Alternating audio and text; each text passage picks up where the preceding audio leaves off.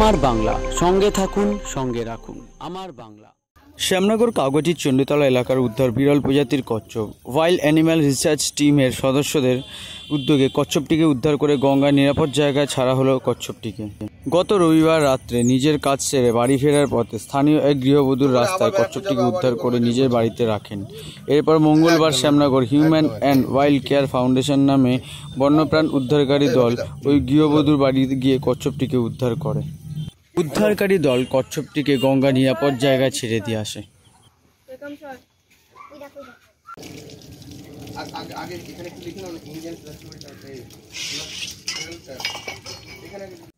আপনার এলাকায় একটা বিরল প্রজাতির একটা কচ্ছপ যেটা আছে, আপনারা উদ্ধার করলেন, কি বলবেন বিষয়টা? এটা খুব ভালো কথা যে অনেকেই এখন এই ধরনের কচ্ছপ দেখলে হয় পাচার করে দেয়, নালে হয়তো দেখা গেলো যে কেউ খেয়ে নিল বা যাই হোক। তো আমি সবসময় চাইবো যে এই ধরনের বন্যপ্রাণীকে পেলেই প্রথমে তো রেস্কিউ করা দরকার আর মানে অফিসের হাতে তুলে দেওয়া দরকার।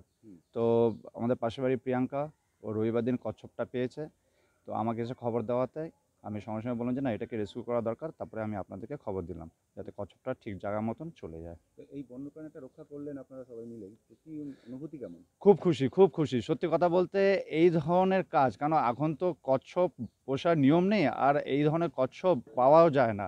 তো এটা আমার কাছে অনেক বড় কাজ যে আমি একে উদ্ধার করতে পারলাম এবং আপনাদের হাতে সেফ জায়গাতে আমি তুলে দিতে পারলাম। আমি খুব খুশি। আপনার নাম? আমার নাম সেন্সাই দীপঙ্কর দে, আমি একজন রেকর্ড হোল্ডার।